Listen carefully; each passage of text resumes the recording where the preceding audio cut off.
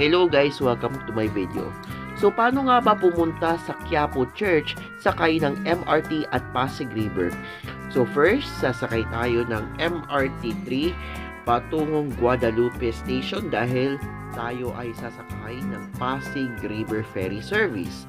Ang pamasahe mula Pasay TAF patungong Guadalupe Station sa Makati ay nagkakalaga lamang ng 8 pesos, 50% off na ipinatupad ng DOTR upang matugunan ang mataas na presyo ng gasolina dahil sa krisis sa langis. So ayan, bumaba na ako sa Guadalupe Station at mula dito sa Guadalupe Station ay maglalakad-lakad na tayo at bago tayo maglakad ay sumakay tayo ng elevator pababa sa istasyon.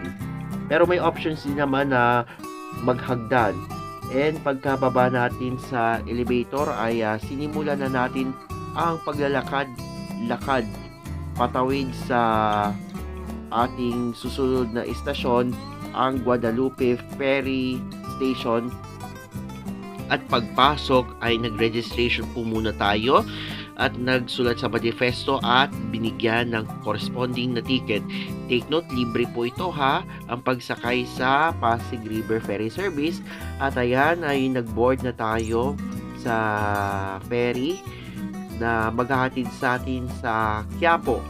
So ang bababaan po ay sa Quinta Station. Ang Quinta Station ay malapit po sa Quiapo sa Maynila.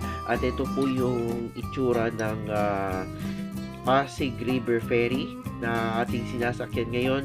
So ito, paalis na sa Guadalupe Ferry Station at lalarga na tayo patungo sa Quiapo o Quinta Station. So napakaganda naman na ferry na ito na ating sinakyan. So far, tama lang yung bilis at saka hindi naman masyadong mabilis. Ito yung Guadalupe Bridge na dinaraanan natin. Para siyang yung sa San Francisco Bridge sa US. Iba yung vibe talaga. And ito yung dinaraanan natin. Magdire-diretso po ito patungo sa mga istasyon sa Mandaluyong at Manila. So paalala lang po sa mga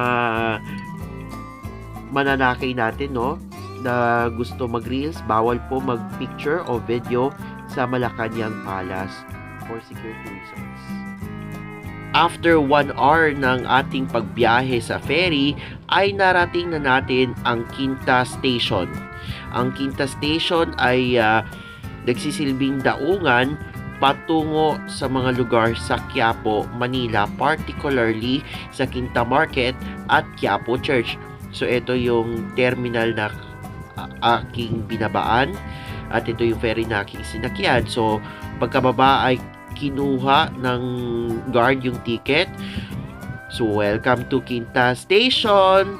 Sa may baba yan ng Quezon Bridge at maglakad-lakad pa po tayo palabas. So ito yung Quinta Market na labas and ito yung Carlos Palanca at ito po ang Quinta Market Fishport.